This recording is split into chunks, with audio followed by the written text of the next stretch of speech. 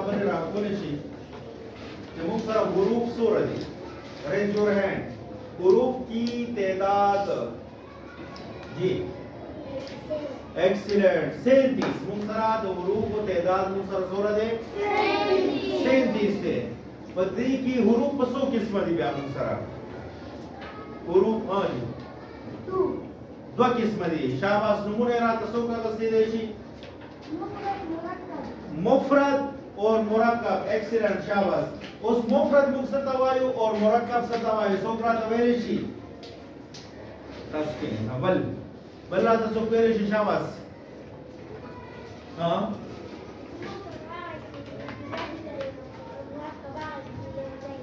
ایکسیلنٹ.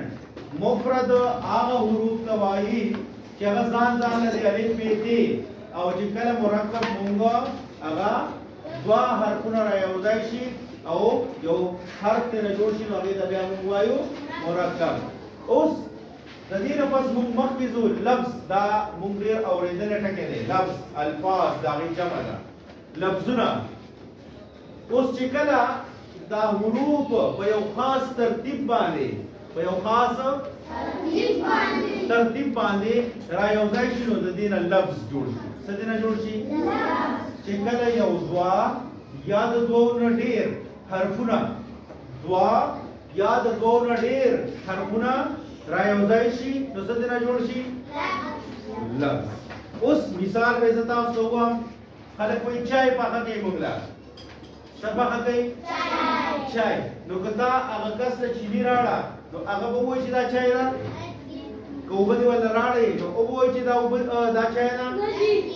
او که چای دې ورله راوړه هغه پتې نو او به وایي چې دا چای ده.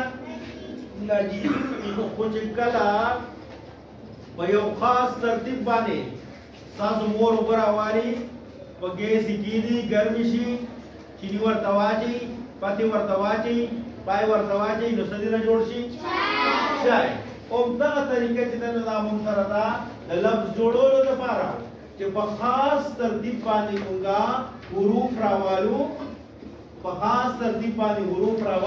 او ولیکو. څه لیکو؟ ولیکو. نو د هغې نه مونږ سره څه جوړ شي؟ څه دې نه جوړ شي؟ لفظ. او دغه لفظونه مخکې ځي او د دې نه بیا چې دی نو جملې جوړېږي انشاءالله هغه به مخکې ځو. دلته دپاره مونږ زده کړه دا ده कि दो या दो से जायद हुरूफ को खास तरतीब ना याद साथे पके तरतीब पके ढेर लाजिम दे से लिखने से लफ्ज बनता है. वो खास तरतीब पानी बदलती है मुझे सरसुल जोड़ेगी लफ्ज पर जोड़ेगी. तो को लगे ना मायो मुरक्कब लफ्ज रावा मिसाल के तौर पर सबोली कम मिसाल वो सता सर मिसाल न लिखो सही कम मिसाल न लिखो. الف مد ا سمرا واسه الف ا نو دا مرکب حرف ته مرکب حرف ته بیا میرا واغستی دا دلته نوري کور سره غا څنګه سره ولیکو غا. دا دواړه چې کلمات ترتیب ته کړ نو دینه ما سره جوړ شو څنګه جوړ شو نو دا لفظ شو. څه دا واسره تو ګوره په دې کې یو مرکب دی او یو مفرد دی نو څه دې نه جوړ شو؟ د دې حرفونو نه مونږ سره د دې حروفو نه مونږ سره جوړ شو لفظ. اوس ورته لفظ وایي. اوس ورته څه وایي؟ دلته کې ورته حروف وایي او دلته کې ورته څه وایي؟ ځکه چې دلته بیان ویلو او دلته کې یو ځای شو. څه شو؟ یو ځای شو. اوس بل مثال د ما سره دا ما ولیکل کاف. څه مې ولیکل؟ دا مې ولیکل لام. څه مې ولیکل؟ او دا مې ولیکل میم. نو په دې شکل کې دا اوس حروف دا اوس لفظونه دي او حرفونه دي. خو چې کله ایکسیلنټ شامل خو چې کله زه کاف ولیکم بیا ورسره لام ولیکم او بیا ورسره میم ولیکم نو څه نه جوړ شو؟ قلم. څه نه جوړ شو؟ قلم نه جوړ شو. نو دا اوس څه شو؟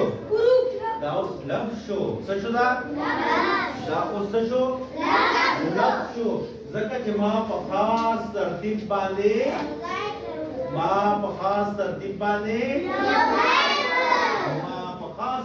باندې حرفونه یو ځای نو د دې نه جوړ شو لفظ. څه دې نه جوړ شو؟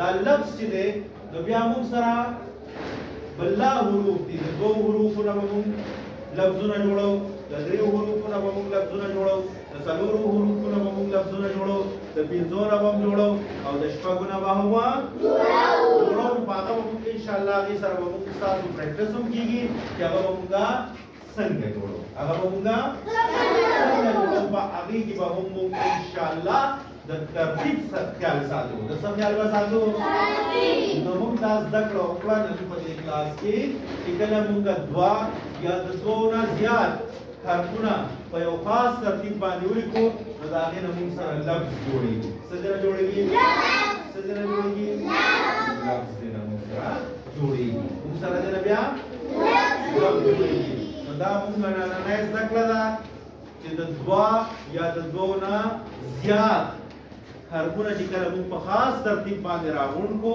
نو د دې نه موږ سره څه جوړ شي څه دې نه جوړ شي لفظ پوه شئ لفظ وپېژندې ده تھینک یو